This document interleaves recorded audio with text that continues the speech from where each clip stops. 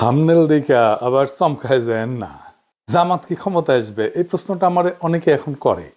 আমি সবাইরে উত্তর দিই, জামাত ক্ষমতায় যাওয়ার এক উজ্জ্বল সম্ভাবনা তৈরি হয়েছে, কিন্তু যাইতে পারবে কিনা এটা নির্ভর করবে একান্তভাবে জামাতের উপরে। আমার ব্যক্তিগতভাবে মনে হয়েছে জামাত হয়তো নিজেও মনে করতে পারতেছে না যে তারা ক্ষমতায় যেতে পারে। তাহলে কি করলে জামাত ক্ষমতায় যেতে পারে বা ক্ষমতায় যাওয়ার সম্ভাবনা আরো উজ্জ্বল হয়, সেটার আলাপ আজকে। আগে দেখে নি জামাতের জন্য ইলেকশনে জেতাটা কেন খুবই সম্ভব, আর কেনই বা জামাত জিততে পারে।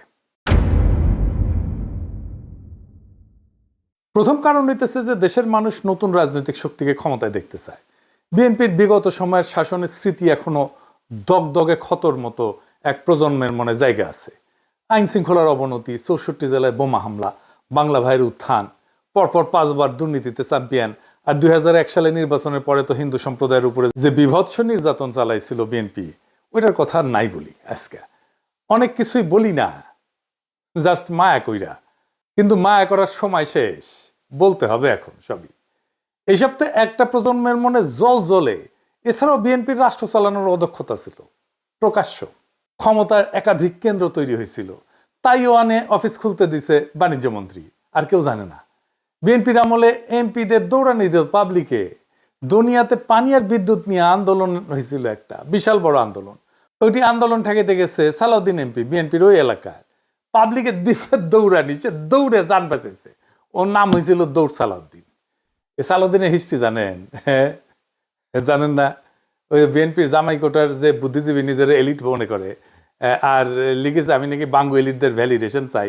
তো বিএনপির এলিট সালাউদ্দিন, দৌড় সালাউদ্দিন, এই এলিটও তো তার এমপি, তাই না?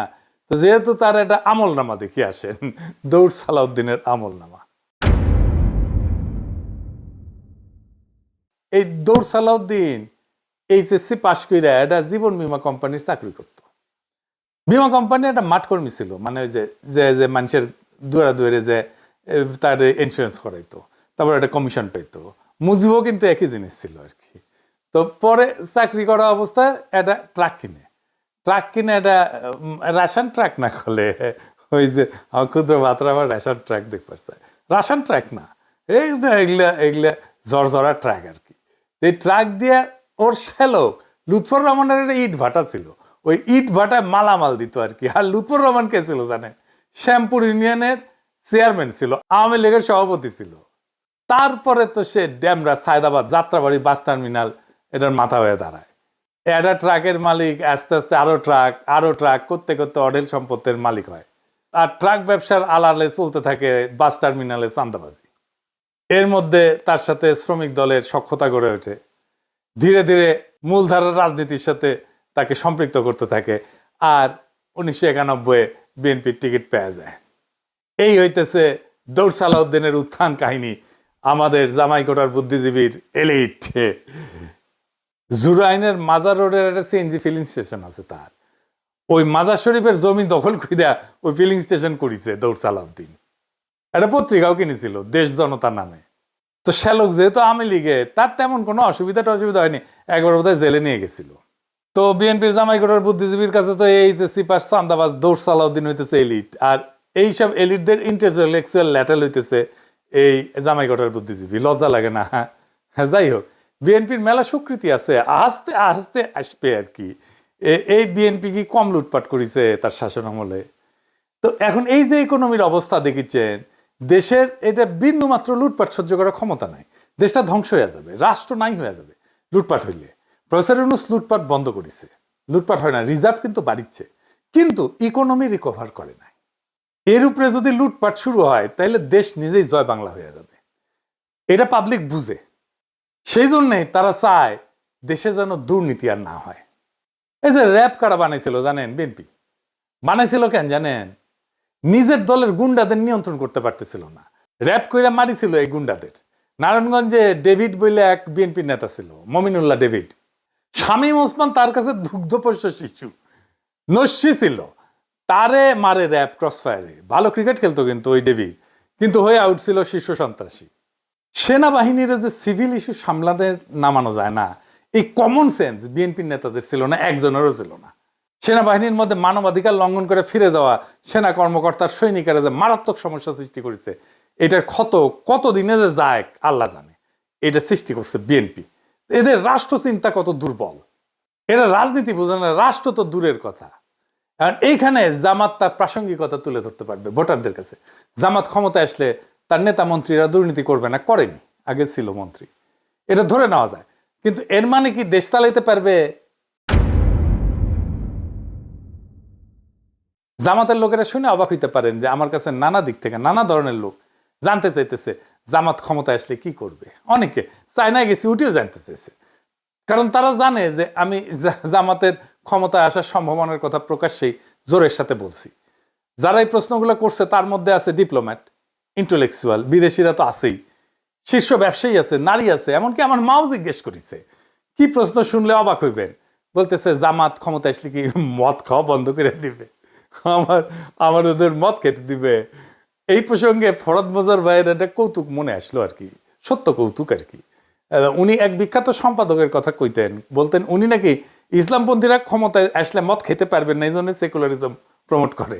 যাই হোক, আমি কই যে উনারা নির্বাচনী ম্যানিফেস্টো দিক, তারপরে দেখেন কয় না না দিতে হবে না।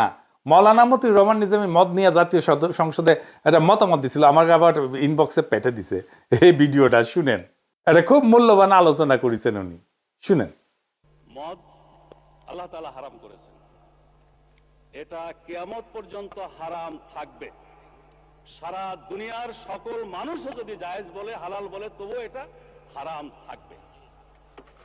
আল্লাহ, রসুল এবং আখিরাতের প্রতি, কোরআনের প্রতি যারা ঈমান পোষণ করে তাদের কাছে মদের দাম কমানো বাড়ানো অথবা শুল্কের হ্রাস বৃদ্ধি তাদের কাছে কোনো ব্যাপারই নয়। মাংনাও যদি দেওয়া হয়, মদের ফ্যাক্টরির মধ্যে যদি বদ্ধ দরজা জানালার মধ্যে তাদের রাখা হয়, তবুও তারা আল্লাহর ভয়ে মদ স্পর্শ করবেন না। মানে স্পিকার, আমি তাদের উদ্দেশ্যে বলতে চাই, তারা যদি সত্যি এটা নিয়ে রাজনীতি না করতে চান, আন্তরিকভাবে মদ বন্ধ হোক এটা চান, তাহলে মদ বন্ধ তো ইসলামী অনুশাসন পুরোপুরি চালু ছাড়া হতে পারে না।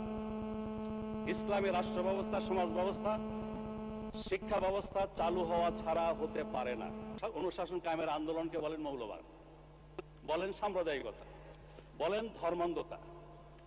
যতদিন তারা ইসলামী রাষ্ট্র ব্যবস্থা, সমাজ ব্যবস্থার আন্দোলনকে মৌলবাদ, সাম্প্রদায়িকতা, ধর্মান্ধতা বলা বন্ধ না করছেন, ততদিন মদের ব্যাপারে তাদের কোনো প্রশ্ন তোলার অধিকার নাই।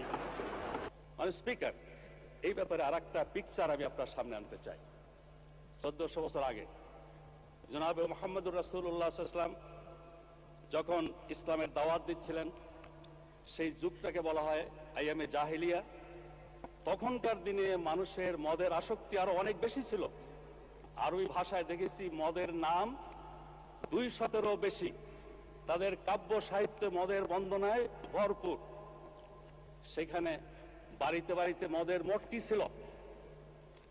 আমেরিকার মতো এরকম প্রচার মিডিয়া ছিল না মোটিভেশনের জন্য, কিন্তু ইমানি শক্তি, আল্লাহ, রসুল, আখিরাতের প্রতি বিশ্বাস এমন একটা শক্তি, এই শক্তির বলে সেদিন পর্যায়ক্রমে মানুষকে তৈরি করে নিয়ে যে মদ নিষিদ্ধ করা হয়েছিল। আজকেও মুসলিম বিশ্বের সংখ্যাগরিষ্ঠ মানুষ আইনের কারণে নয়, আল্লাহর ভয়ে মদ থেকে দূরে থাকে। তো আমি এটা শুনে কই যে আমিও তো মদ খেতে নিষেধ করি, মানে ডাক্তারেরা আর কি। তো ওনারা কয় না না, ডাক্তারেরা নিষেধ করলে সেটা অন্য কথা, কিন্তু মদ খেতে দিতে হবে। আমি কই না, খেতে দিলে সমস্যা কি? ওনারা বলেন যারা মদ খায় তারা তো এলিট, তারা ইকোনমি মেনটেন করে। তা আমি কইলাম না না না, এই যে বিএনপির জামাই কোটা বুদ্ধিজীবী, সে তো এলিট, সে তো মদ খায় না। তো এই প্রসঙ্গে একটা ইন্টারেস্টিং কৌতুকের কথা মনে আসলো, বিএনপি প্রসঙ্গে আর কি, মদ খাওয়া প্রসঙ্গে। জাদু মিয়া ছিলেন না, মশিউর রহমান জাদু মিয়া, ন্যাপ করতেন। তো বিএনপি তো ন্যাপ, মুসলিম লীগ আর সুটকা সাটকা আওয়ামী লীগ মিলে তো বিএনপি তৈরি। তো উনি মশিউর রহমান জাদু মিয়া পরে বিএনপি প্রতিষ্ঠাতাদের একজন ছিলেন আর কি। কথিত আছে যে মশিউর রহমান জাদু মিয়ার এই অগ্নিজল পান করার অভ্যাস ছিল আর কি। তো ভাসানী বক্তৃতা দিচ্ছেন, পাশে জাদু মিয়া বসে আছে। তো কইতেছেন ভাসানী অগ্নিঝরা কণ্ঠে কইতেছে, চালের দাম বাড়িছে, ডালের দাম বাড়িছে, তেলের দাম বাড়িছে, মদের দাম বাড়ছে কিনা কইতে পারবো না, জাদু মিয়া কইতে পারবে। তো এই মদ খাইতে পারবো কিনা এটা একটা বিরাট জিজ্ঞাসা। যারা মদ খায় না তারা আরো বেশি জিজ্ঞায়। নারীরা বলে যে তারা তাদের পছন্দ মতো পোশাক পরতে পারবে কিনা। একজন তো কইলো যে বিকিনি পরতে পারবে কিনা। আমি কইলাম বাংলাদেশের মেয়েরা কি সি বিচে বিকিনি পরে? হ্যাঁ, তো কয়ে না পরে না, কিন্তু পড়তে পারবে কিনা। মানে আগে থেকে কয়ে নিচ্ছে, কয়ে দিতে হবে পড়তে পারবে কিনা। যদিও বাংলাদেশের বেশিরভাগ তরুণ শিক্ষিত মেয়েরা হিজাব পরে, আমরা সেটাই দেখতে পাই। তারপরেও এই আতঙ্ক ছড়ানো হয়েছে বা হইতেছে। 1922 সালে কতটুকু পা খোলা রাখতে পারবে মেয়েরা সেটা নিয়ে পুলিশ ধরতে আমেরিকাত সি বিচে যায়। আর আমাদের এখনই দেওয়াই লাগবে বিকিনি পরার জন্য, পারমিশন দেওয়াই লাগবে। হ্যাঁ, আমার তো আপত্তি নাই, হ্যাঁ, আমি তো দিবেরই চাই। আমাক দেন রাষ্ট্রপতি পদে দাঁড়াই, আমাক মার্কা মনে আছে তো, বুলডোজার সিল মারো রে সিল মারো, বুলডোজারের সিল মারো, মাইরা দেন, আমি বিকিনি পরার ডিক্রি জারি করে দেবো প্রথম দিনই। যাই হোক, দুর্নীতি বন্ধ করবে জামাত, সাথে সাথে এক মহা সমস্যা শুরু হবে। কি সেই সমস্যা? মহারাজ, বিশাল সমস্যা। এই যে রাষ্ট্রযন্ত্র, তার প্রত্যেকটা নাট বল্টু দুর্নীতিগ্রস্ত, চেয়ার টেবিল পর্যন্ত ঘুষ খায়। যেই আমলাতন্ত্রের উপরে সে বৈশা রাষ্ট্র চালাবে সেটাই তো করাপ্ট, আগা পাঁচতলা করাপ্ট। ব্যাংক থেকে লোন নিতে গেলে ব্যবসা প্রতিষ্ঠানগুলোকে ঘুষ দিতে হয়, ব্যাংকের এমডি কে, বোর্ড মেম্বারদেরকে। যে লোন নিবে সে তো কাস্টমার, তারাই তো তেলাবে ব্যাংক। তা না, উল্টা যে সেল করিচ্ছে সেই তেলা, সে তারাই কাস্টমার তেলাইতেছে। এটা কেমনে ম্যানেজ করবে জামাত? এটার একটা সিস্টেম লাগবে। এই সিস্টেম ওদের মাথায় আছে কিনা কে জানে। জামাতের মন্ত্রিসভা কেমন হবে? নারী মন্ত্রী থাকবে কিনা, কয়জন থাকবে? জামাতের সুরাতেও তো নারী সদস্য নয়। জামাতের কিন্তু একটা আলাদা নারী সংগঠন আছে যার নাম হচ্ছে বাংলাদেশ মহিলা জামাত ইসলাম। তো এটা 1970-এর দিকে এটা গঠিত হয়েছে। তো মহিলা জামাত দলীয়ভাবে আলাদা সংগঠন, কিন্তু কেন্দ্রীয়ভাবে জামাতের নেতৃত্বাধীন। তার মানে তাদের নিজস্ব আমিরা বা সভাপতি থাকেন, কিন্তু দলীয় নীতিগত সিদ্ধান্তের চূড়ান্ত কর্তৃত্ব পুরুষ নেতৃত্বের হাতে। তার মানে সিদ্ধান্ত গ্রহণের নারীদের সরাসরি অংশগ্রহণ নাই জামাতের। এটার একটা ফয়সালা দিতে হবে জামাতকে। কেমনে? এটা পরে আমি কিঞ্চিত একটা হিন্টস দেব। এরপরের ইস্যুটা জামাতের ঐতিহাসিক রাজনৈতিক ভুল নিয়ে। আমি আগেও বলছি, এখনো বলি, জামাতের রাজনৈতিক ভুলগুলা কেন হয়েছে তার কোনো গ্রহণযোগ্য ব্যাখ্যা দাঁড় করাতে পারে না জামাত। সেই পাকিস্তান সৃষ্টির আন্দোলনে জিন্নার বিরোধিতা, জমিদারি উচ্ছেদের বিরোধিতা করা, 1971-এ স্বাধীন বাংলাদেশের অভ্যুদয়ের বিরোধিতা করা, এটা কোনো গ্রহণযোগ্য ব্যাখ্যা দাঁড় করাতে পারে নাই জামাত। হাসিনার মতো বললে হবে না যে অতীতের ভুল ত্রুটি ক্ষমা সুন্দর দৃষ্টিতে দেখিয়া আওয়ামী লীগকে একবার দেশ সেবার সুযোগ দিন, এটা কইলে হবে না। ফিলোসফিক্যালি আর একটা সমস্যা আছে জামাতে। সেটা কি? ফিলোসফিক্যালি জামাতের রাজনৈতিক দর্শন দাঁড়ায় আছে মৌলানা মওদুদির উপরে। মৌলানা মওদুদি একজন দুর্দান্ত মেধাবী পলিটিক্যাল থিঙ্কার এবং ফিলোসফার, কিন্তু উনি তো সমাজতন্ত্রের পতন দেখে যাননি, উনি তো ওয়ার অন টেরর দেখেন নাই, উনি তো সারা দুনিয়া জুড়ে ইসলাম বিদ্বেষ দেখেন নাই, উনি তো ইসলাম কোপানো দেখেন নাই, উনি ডেমোক্রেসির সংকট দেখেন নাই, সোশ্যাল মিডিয়ার পাওয়ার দেখেন নাই, আর্টিফিশিয়াল ইন্টেলিজেন্স দেখেন নাই। তাই ওনার চিন্তার একটা রিভিউ দরকার আছে, নতুন দিনের মতো করে সাজানোর দরকার আছে। সেটা কি করছে জামাত? করে নাই। আমরা কেউ কেউ বলছেন জামাতের মন্ত্রিসভা কেমন হবে, কারণ জামাতের ফেস হইয়া সাধারণ মানুষের আর দুনিয়ার সাথে ডিল করবে।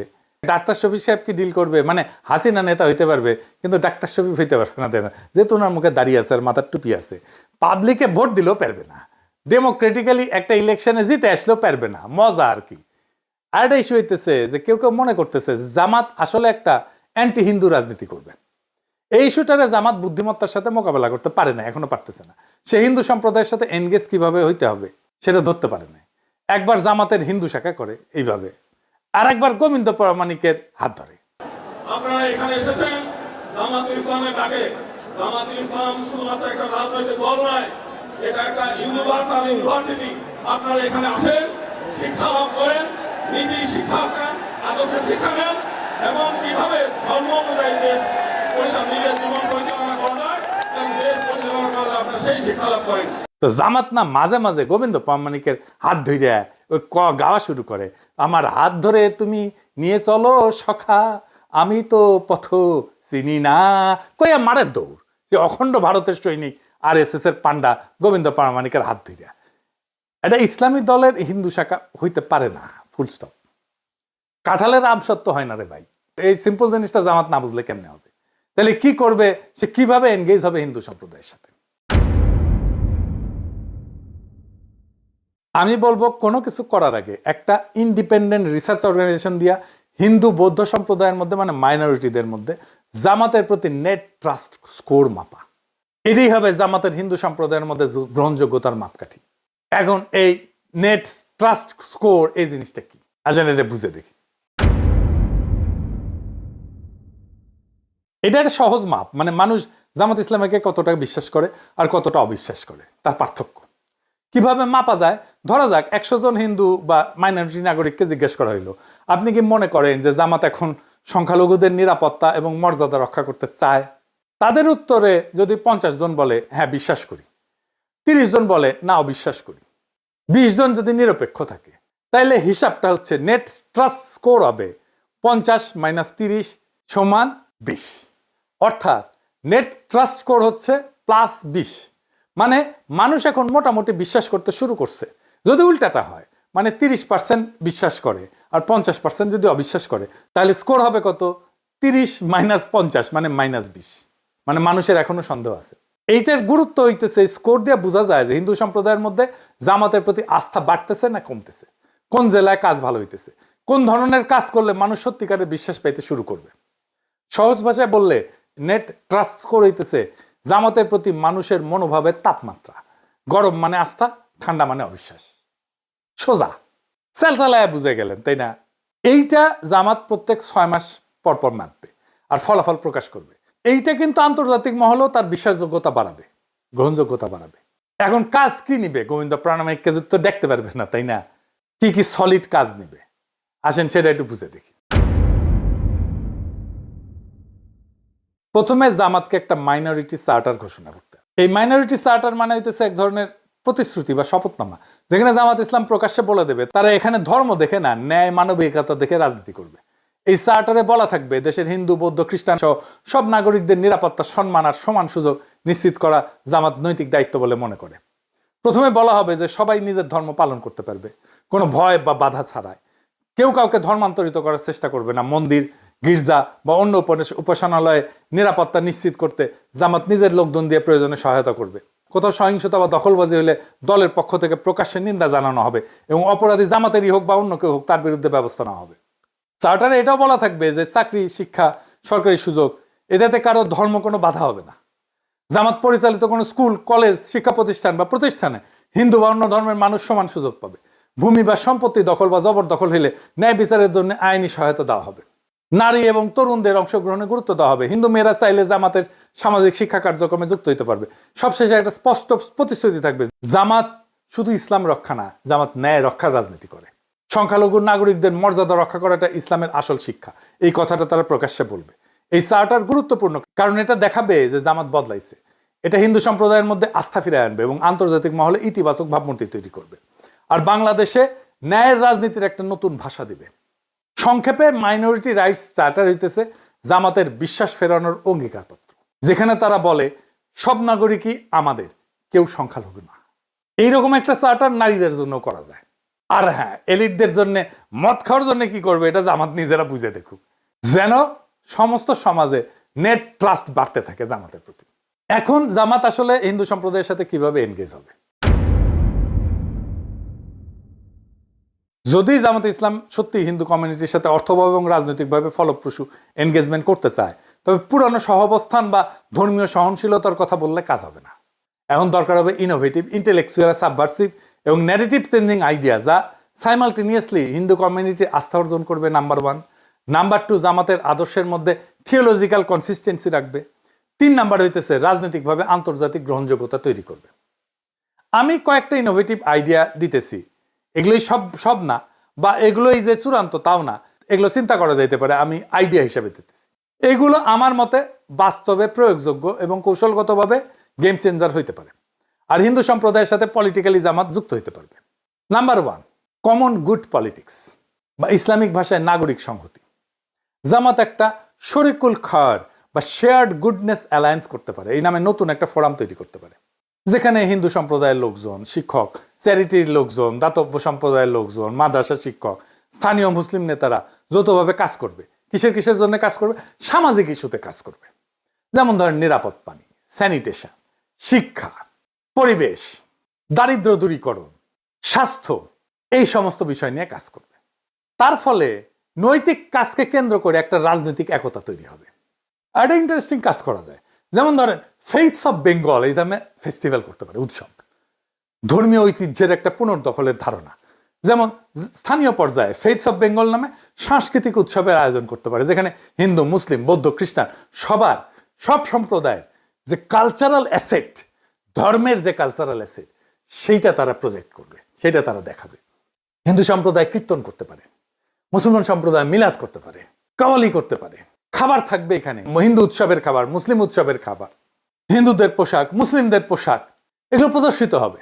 লক্ষ্য হবে আমাদের মিলিত সংস্কৃতি আমাদের রাজনীতিকে ছাড়াই গেছে, এই বার্তাটা দেওয়া।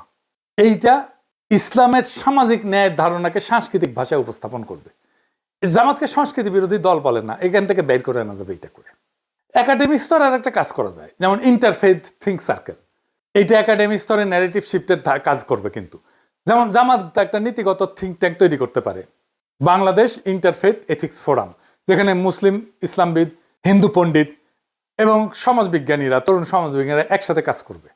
যেখানে বিষয় কি হবে, যেমন নাগরিক ন্যায়, সামাজিক ন্যায়ের ধারণা, ইনসাফের ধারণা, বহুত্ববাদ, নৈতিক রাজনীতি, এই বিষয়গুলো নিয়ে তারা কাজ করবে, গবেষণা করবে। এইটা জামাতের একটা ইন্টেলেকচুয়াল ডিপ্লোমেসি হিসেবে কাজ করবে। বিশ্ববিদ্যালয়, মাদ্রাসা এবং আশ্রমের মধ্যে আলোচনা চালাবে। এর ফলে জামাতের বিরুদ্ধে থাকা ধর্মান্ধতা, অসহিষ্ণুতার এই যে বুদ্ধিবৃত্তিক চিত্র, এটা একেবারে ভেঙে যাবে। আরেকটা অ্যাডিশনাল কৌশল করতে পারে, যেমন ধরেন ডিজিটাল ব্রিজ ফর মাইনরিটিস। যেমন জামাত একটা নিজস্ব ডিজিটাল প্ল্যাটফর্ম তৈরি করতে পারে, যেখানে সংখ্যালঘু নাগরিকরা তার অভিযোগ, ভয়, প্রস্তাব, শঙ্কা এগুলো জমা দিতে পারবে গোপনীয়ভাবে। প্রত্যেক 6 মাসে জামাতের নেতৃত্ব এটা প্রকাশ করবে মাইনরিটি রাইটস প্রোগ্রেস রিপোর্ট, এখান থেকে তথ্য নিয়ে। এইটা হবে বাংলাদেশের প্রথম ইসলামপন্থী দলীয় অ্যাকাউন্টেবিলিটি মেকানিজম টুয়ার্ডস মাইনরিটি। ক্ষমতা শুধু ভোটে আসে না, ক্ষমতা আসে বিশ্বাস থেকে, আস্থা থেকে, মানুষের হৃদয়ে জায়গা করে নেওয়া থেকে। জামাত যদি মানুষের এই আস্থার জায়গাটা বুঝে নিজেদের ভেতরে গোড়ামি, সংকীর্ণতার, আত্মরক্ষার দেওয়াল ভেঙে ফেলতে পারে, তাহলে বাংলাদেশের মানুষ একদিন বলবে এই দল বদলাইছে, এই দল দেশের জন্য কাজ করতে চায়। আজকের রাজনীতিতে সবচেয়ে বড় অভাব হচ্ছে বিশ্বাসযোগ্যতা। যেই দল এই বিশ্বাস ফিরে আনতে পারবে, যে দল মানুষকে ভয় না দেখায় তাদের ভবিষ্যতের স্বপ্ন দেখাইতে পারবে, তারাই ক্ষমতায় যাবে, তারাই রাষ্ট্র করবে। জামাতের সামনে সেই সুযোগ এখন সত্যিই তৈরি হয়েছে। কিন্তু দরজা খোলা মানে ভেতরে ঢোকা না। কিন্তু এই দরজায় ঢুকতে হইলে নিজেদের পুনর্গঠন করতে হবে, মানে নীতিতে, সংগঠনে, আচরণে। বাংলাদেশ এখন এমন এক মোড়ে দাঁড়ায় যেখানে ধর্মীয় রাজনীতির নাম শুনলেই অনেকে ভয় পায়। যদি জামাত সেই ভয়কে ভাঙতে পারে, যদি তারা দেখাতে পারে ধর্ম মানে বিভাজন না, ধর্ম মানে ন্যায়, ধর্ম মানে ইনসাফ, ধর্ম মানে ঐক্য, বহুত্বের মধ্যে ঐক্য, তাহলে একদিন তারা শুধু নির্বাচনে না, মানুষের হৃদয়ে জয়ী হবে। এখন সময় জামাতের জন্য ইতিহাসের সামনে দাঁড়ানোর, অন্যদের বদনাম দিয়ে না, নিজেদের পরিবর্তনের শক্তি দিয়ে প্রমাণ করার। বাংলাদেশে এখন ন্যায়ের রাজনীতি এখনো সম্ভব, ইনসাফের রাজনীতি এখনো সম্ভব। আর সেই রাজনীতি ইসলামের আলো থেকেই জন্ম নিতে পারে। ইনকিলাব জিন্দাবাদ।